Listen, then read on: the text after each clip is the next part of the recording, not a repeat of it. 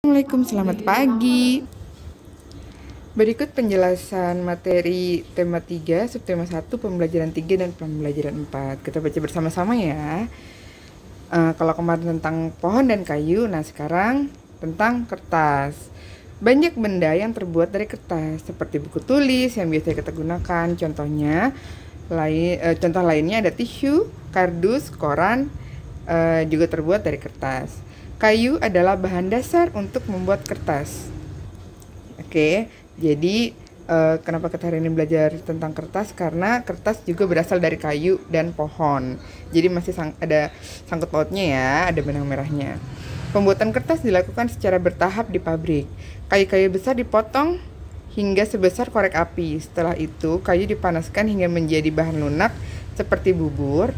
Bubur inilah yang disebut bubur kertas atau pulp ya. Jadi pulp itu adalah bubur kertas.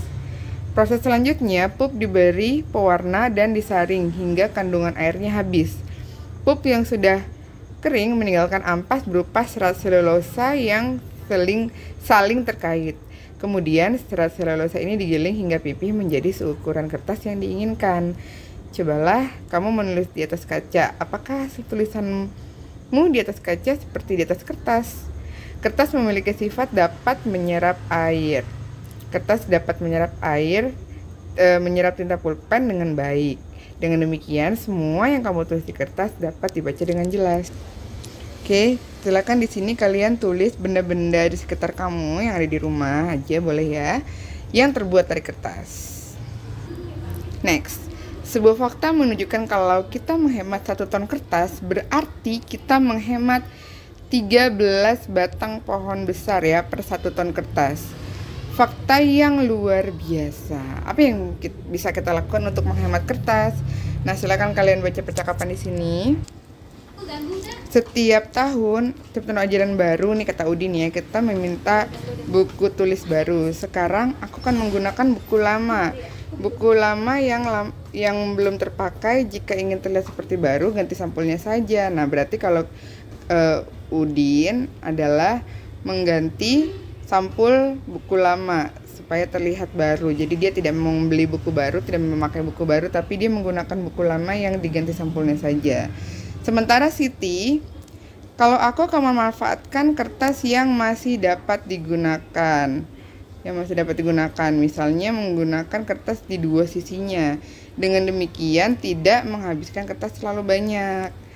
Udin berkata lagi nih, saya sendiri tidak dapat menghemat kertas sebanyak 1 ton karena kan faktanya adalah bila kita menghemat 1 ton kertas, kita akan menghemat 13 batang pohon besar kan.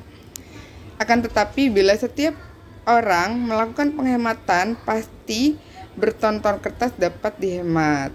Jadi kita semua harus menghemat kertas, tidak boleh boros terhadap kertas, tulis di 2 sisi, menggunakan buku lama yang masih bisa dipakai, dan sebagainya. Next, tentang plastik. Plastik itu solusi atau masalah ya?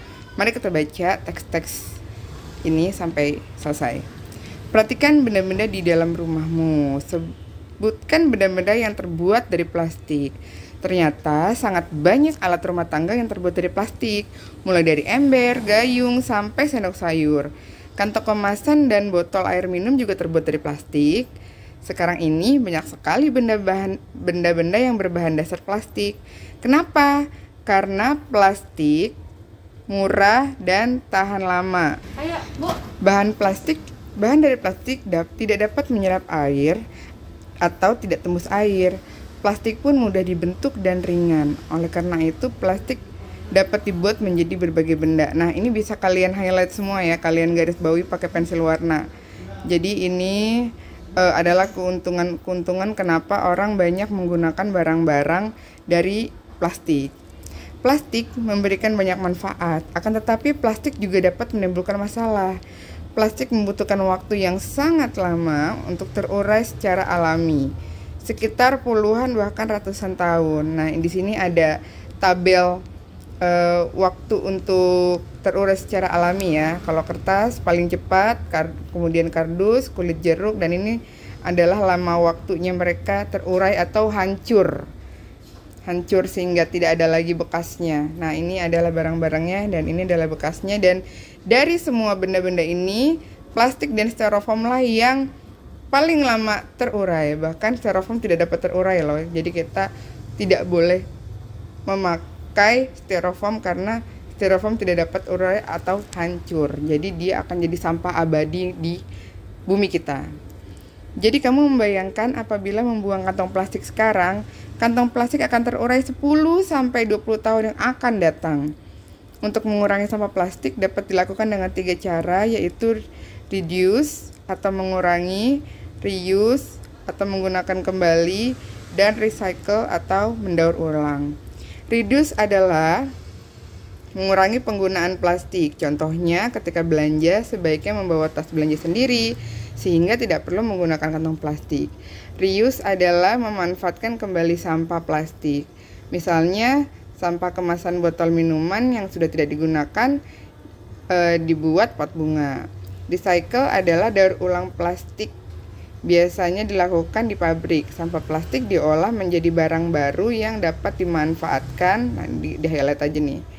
Dimanfaatkan lagi. Kamu dapat membantu proses daur ulang dengan mengumpulkan dan mengelompokkan sampah plastik. Sampah plastik tidak dicampur dengan sampah lainnya. Berikan sampah plastik kepada pemulung atau petugas kebersihan. Merekalah yang akan membawanya ke pabrik daur ulang sampah. Gunakan plastik dengan bijak agar bumi kita selamat. Nah, ini ya lambang 3R, reduce, reuse, dan recycle. Nah, ini di kolom paling bawah di halaman 35, silakan kalian tuliskan kegiatan atau hal-hal apa saja yang bisa kalian lakukan untuk melakukan reduce, reuse, dan recycle. Silakan ditulis di sini. Demikian penjelasan dari Bu Guru. Bila ada yang tidak paham boleh bertanya. Selamat belajar, semangat, semangat, semangat.